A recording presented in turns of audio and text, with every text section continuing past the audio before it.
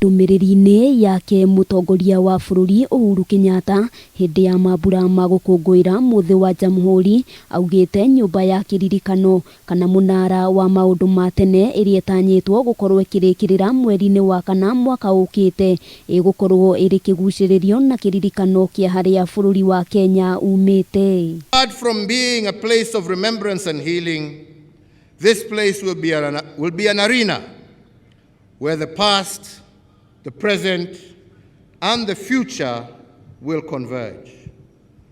When Kenyans walk through the Heroes Boulevard, their spirits will be edified by the sacrifice our liberators made. And at the end of the boulevard, there will be the tomb of the unknown warrior, a warrior whose name we do not know, although he died in battle for our country, and a warrior whose mother let him go, and both mother and son sacrificed so that we can be free.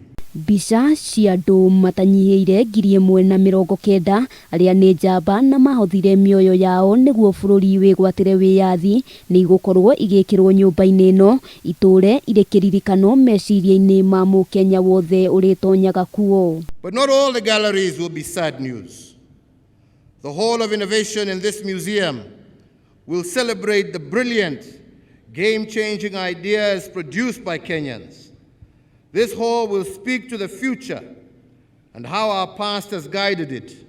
And the hall, again behind me, marked by a pointed spear, will characterize our latest exploits, our moments of great hope and national pride, and our bold path into the future.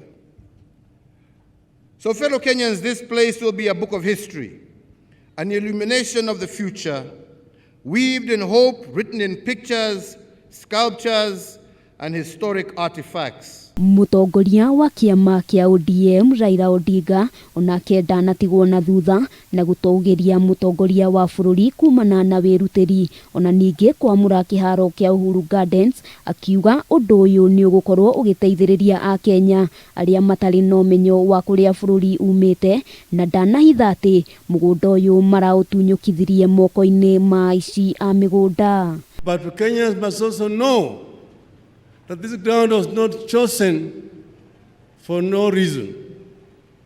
One, there was a motion in Parliament, and I see the speakers here, then called Legiko. Handu-ini ha Kameme TV ritwa riakwa ni Wambui wa Njuguna.